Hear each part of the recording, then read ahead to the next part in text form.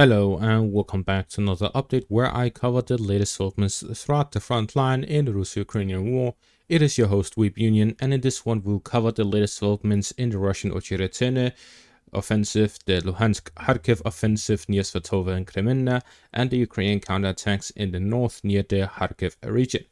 Starting out in the north, the Ukrainians have started counterattacks in the north, where they managed to recapture some fortified positions north of Lipsy to create a buffer zone between the Ukrainian positions and the Russians to prevent a Russian assault and storming of the town.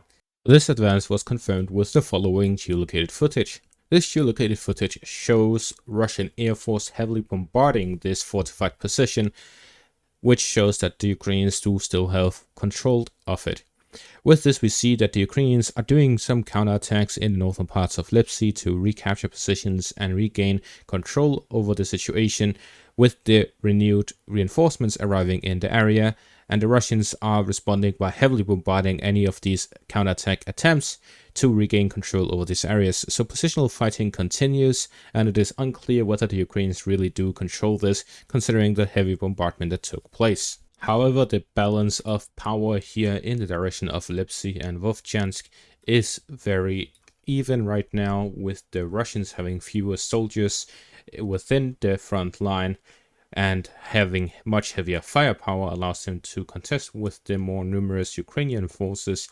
However, the Ukrainians do pressure with using the advantage that they have, which is manpower, but with the Russian Air Force heavily bombarding these positions, it's very difficult for them to avoid heavy casualties.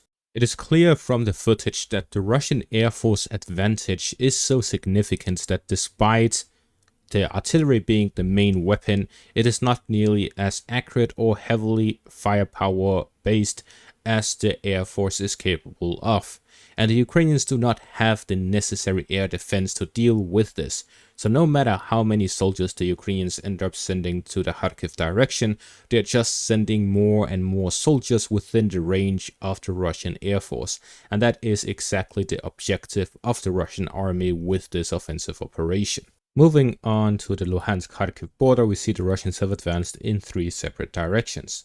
To the south of Berestova, they're expanding their positions by the highway north of Novoselivsk in an advance and attempt towards the Ukrainian positions west of Novoselivsk. The Russians will likely advance on a wide front following the capture of Berestova to push the Ukrainians away from Novoselivsk and towards the Serebets River line before moving on to Stelmahivka.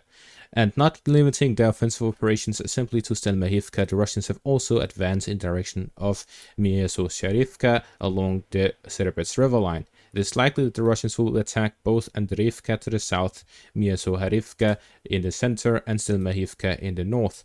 This in an attempt to gain control over the northern parts of the Serebets River. South of this, there is the Russian foothold across the Serebets River line along Serhivka near Nadia and Novojihorivka. Here in this section, the Russians have also been working to expand their zone of control west of the river line in a clear attempt to expand their zone of control and push the Ukrainians away from the river line. The Russians here have a clear objective, that is to gain control over the eastern bank of the Serebets River line and expand their zone of control on the western parts of it. This continues all the way down south to Torske, where the Russians continue positional fighting along the Serebets River line near Torske, Terny, and other villages in the area. The Russians here continue positional fighting along the Svatova-Kharkiv area. The objective of the Russians here is to take advantage of the relocation of Ukrainian soldiers from this section of the front line to the Kharkiv direction and to continue grinding down the Ukrainian forces. Gaining better positions along the Serebets River line will allow the Russians to have a stronger flank and redirect forces in other sections of the front line themselves with the newly gained positions. It is also to take advantage of the weakened Ukrainian positions due to the relocation of their own troops, to take advantage of that to make these advances and capture Ukrainian positions. However, we do see that with the imbalance of forces in the north in the Kharkiv direction, the Russians need to improve the situation, otherwise the Ukraine will succeed with retaking captured positions that the Russians fought for. There are two ways that the Russians can go about this. One way is to commit to one of the offensive operations, whether that is in the north, east, southeast, or south, where they will continue to push and break the Ukrainian line due to the relocation of their troops, or to expand the front line near Sumy, where it is reported that the Russians are concentrating troops west of Belgorod. With a further expansion of the front line, further Ukrainian troops will be redirected and mobilized to the front, where they'll be within the fire range of the Russian Air Force, and the fire trap that the Russians have created in the north of Kharkiv will be expanded to the south of Sumy as well. Further south here in the direction of Ocheretine, the Russians continue their offensive operations west of Solovyove in the direction of Sokil and northeast of Novoalexandrivka. At the same time, the Ukrainians recaptured some territory west of Ocheretine. The fighting here continues in multiple directions. The Russians are pushing in the northern direction towards Kalinove. This is to flank the Ukrainian fortifications by moving along the tree lines. The Ukrainian fortifications are built to defend in a southern and eastern direction. This is clear based on the positions and the nature of these fortifications. They're not built to defend from the western direction. The Russians are taking advantage of that with the capture of the Ocheretine to push in a northern direction to flank these fortified positions and move towards Kalinove from the west. At the same time, assaults continue in the direction of Novoalexandrivka, where the Russians do have a foothold within the town, as is shown with this old geolocated footage from quite a while ago. This is from the 22nd of May, so 5 days ago. With this, we see that the Russians, with their positions in the eastern outskirts of Novoalexandrivka, have secured the western flank for a push towards the north. The Ukrainians, however, are trying to halt this operation by flanking from the south. This is a smart maneuver, as if they manage to regain control over the fortifications west of Ocheretine, they can delay the Russian operations in the northern direction towards Novoalexandrivka and Kalinove. Instead, the Russians are focusing their efforts west of Solovyove, following a Ukrainian relocation of forces to the north of Sokil to defend the fortifications. The Russians are attacking and flanking from the south, where they've managed to gain control over fortifications here to the east of Sokil. Both the defensive line here northeast of Sokil and the ones directed to the east of the village, as is seen with this geolocated footage here. The Ukrainians recently attempted a counterattack where they looked to regain positions and recapture the fortified line northeast of Sokil, which ended up in a contested zone. However, the Ukrainians lost 2 Bradleys with this, and this has allowed the Russians to take advantage of the Ukrainian failure to gain full control over these fortifications and push in the direction of Sokil. This combined with the finish of the Russian relocation and organization of forces in the area to start their new offensive operations here in the west of Avdiivka.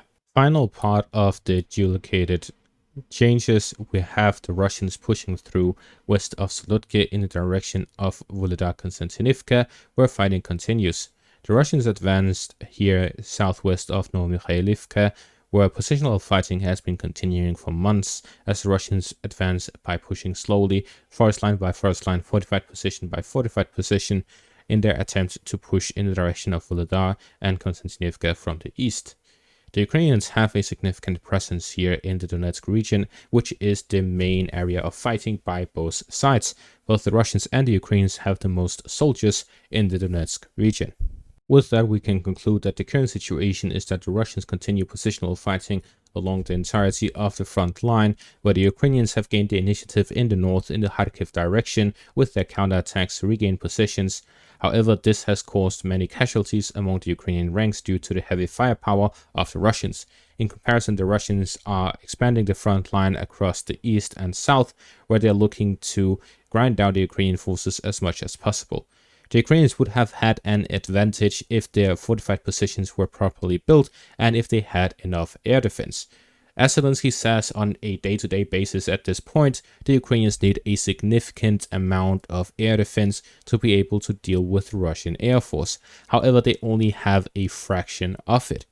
It is reported that some Western countries are planning on sending further air defense to Ukraine. However, that is not near enough of what they need. If the situation continues with the lack of air defense being sent to Ukraine, the situation will not improve.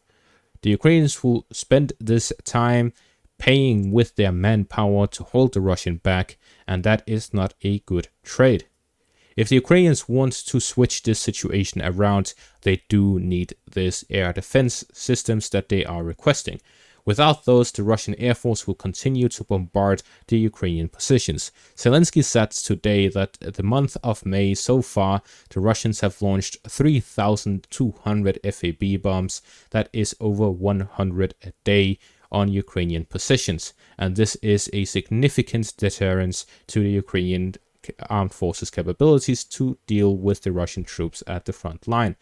A Russian advance is not as costly because they simply destroy the Ukrainian position. In comparison, the Ukrainians, when they themselves counterattack to regain positions, they have to fight a tough battle, and following that and during that, they get heavily bombarded by Russian artillery and air force.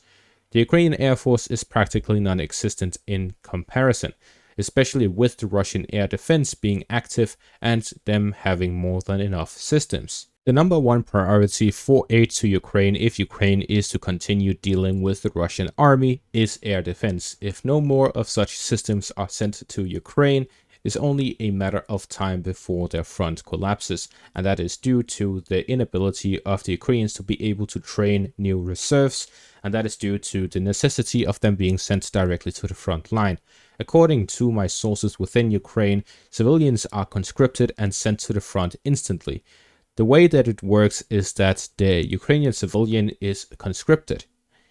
He gets 1 day to get equipment and being transported to the front, after which he is fighting for about 3 days before he gets hurt, and then is sent back to the rear within the first week of being conscripted to being wounded or simply not staying and surviving. This happens within just 1 week of them being conscripted. They're sent directly to the meat grinder in the north in Kharkiv. The Ukrainians do not have enough reinforcements to send to the north, therefore they just send newly conscripted soldiers. And this has a huge effect on how many soldiers the Ukrainians need to conscript, because if they simply send them to the front instantly, then the worth of that one civilian who is turned into a soldier in a single day is not much. They will simply go to the front, get hit by artillery, and sent back if they survive. And that is not a long-term strategy for success, but instead a temporary hotfix of the current critical situation. The situation continues as this, and there's no signs of anything changes across the front, and the situation will continue to deter and become worse for Ukraine if they do not receive additional air defense as soon as possible.